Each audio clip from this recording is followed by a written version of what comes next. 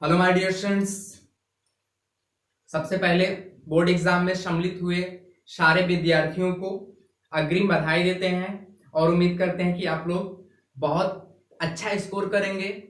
आज हम लोग बात करने वाले हैं, जैसा कि आप लोगों को पता है, कल आप लोगों का किसका मैथ का पेपर है।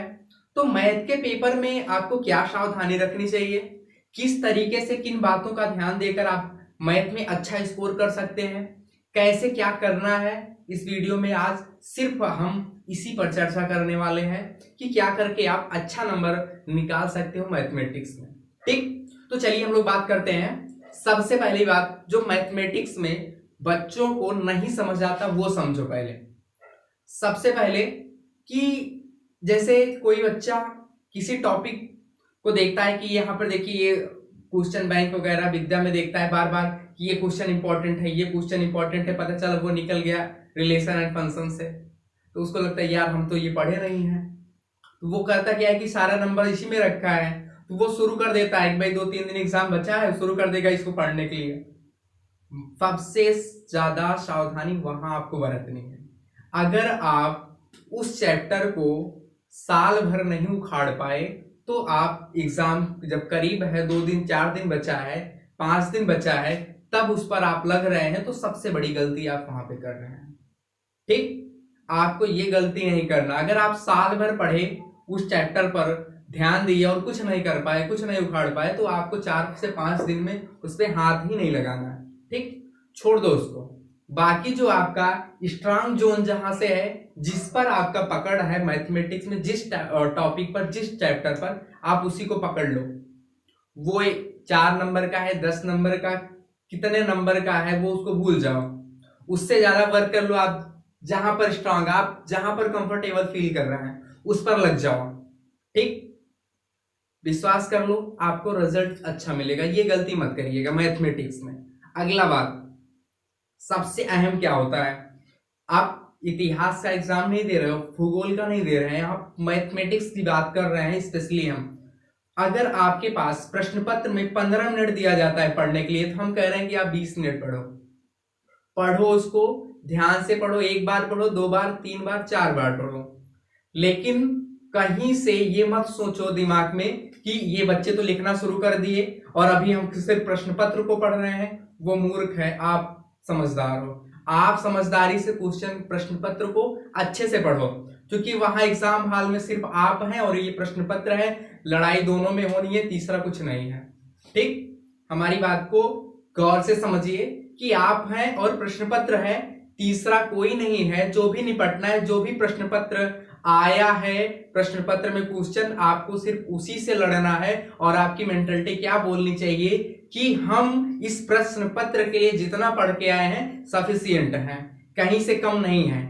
ये आपकी मेंटलिटी बोलनी चाहिए कि हम इस प्रश्न पत्र के लिए सफिशियंट है।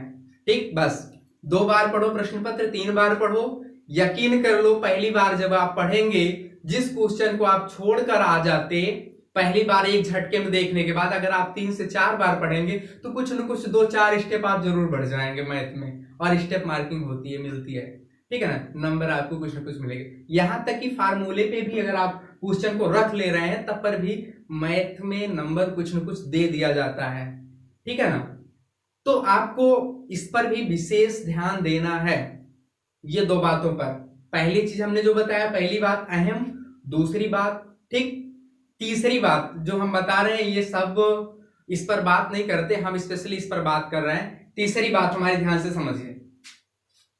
जैसे आप मान लीजिए मैट्रिक्स को उठा लिए, ठीक, मैट्रिक्स को आपने उठाया और एक क्वेश्चन सॉल्व किया। आप प्रश्न पत्र को देख लो एक बार कि कितने क्वेश्चन आए, 2 आए, 3, 4, मैट्रिक्स से कितने क्वेश्चन आए हैं। अगर आप मैट्रिक्स को सॉल्व करना शुरू कर रहे हो, 3 क्वेश्चन आए, तीनों सॉल्व करो।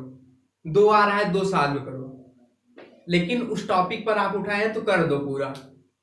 डिटर्मिनेंट आपने स्टार्ट किया, डिटर्मिनेंट का प्रश्न पत्र में आप जब 2-3 बार पढ़े रहेंगे तो आपको पता होगा कि डिटर्मिनेंट से कितने क्वेश्चन आए हैं। जितने क्वेश्चन आए हैं क्रम से लगा दो, पहला, दूसरा, तीसरा, जो भी हो। मैट्रिक्स को कवर कर लो, डिटर्मिनेंट कवर कर लो। रिलेशन फंक्शन से 2-3 क्वेश्चन आया है, अगर आप रिलेशन फंक्शन को स्टार्ट कर रहे हैं तो क्रम से क्वेश्चन को लगा दो। इससे होता क्या है, बहुत अच्छा बेनिफिट मिलेगा। जब आप उस टाइप के क्वेश्चन, उस टॉपिक के क्वेश्चन को आप सॉल्व कर रहे होते हैं तो आपके दिमाग में वो रिजल्ट्स आपके बने रहते हैं, वो फार्मूलास आपके दिमाग में सेट रहता है। इससे भी बहुत बड़ा एडवांटेज मिलता है, ठीक है ना। जब आप, जैसे आप मैट्रिक्स के क्वेश्चन को सॉल्व कर रहे हैं तो 2 क्वेश्चन 3 क्वेश्चन आपने जो सॉल्व किया एक ही क्रम से, तो वो आपके दिमाग में रिजल्ट्स बने रहते हैं, उसका एडवांटेज मिलता है। 100% हमने करके देखा है, ठीक। इस पे भी आपको विशेष ध्यान देना है। अगर नहीं करते तो कोई फर्क नहीं पड़ता, लेकिन आप कर रहे हैं तो बहुत अच्छी बात है। इससे आपको, हमने इसका एक्सपेरिमेंट करके देखा है, वो आपको बता रहे हैं, इससे बहुत अच्छा फायदा होता है, ठीक है ना। अगली बात कि टाइम को आपको ध्यान देना है। मैथ में सबसे ज्यादा ऊपर नीचे टाइम का ही होता है। टाइम को अगर आप मैनेज कर ले रहे हैं, जैसे आपने मान लीजिए एक अपने दिमाग में एक शेड्यूल सेट कर लीजिए अभी इस एग्जाम हॉल में जाने से पहले कि हमारे पास 3 घंटे का प्रश्न पत्र है। 3 घंटे में, पहले घंटे में हमको कितने नंबर को कर लेना है, सेकंड में कितना करना है, और थर्ड में एक अपना बना लीजिए क्राइटेरिया कि हमको जो है पहले 1 घंटे में लगभग अगर 20 या 30 के नंबर के इर्द गिर्द अगर आप रहे हैं तो बेहतर पोजीशन में पहले घंटे में। सेकंड घंटे में, दूसरा घंटा जब चल रहा है तो वहां पर अगर आप 60 से, अगर मीडियम क्लास के बच्चों की बात कर रहे हैं, अगर वो 40 से 50 नंबर ही कर पा रहा है 2 घंटे में 60 नंबर कर पा रहा है, तब पर भी वो बेहतर तरीके से एग्जाम पर वो हावी है, ठीक है ना।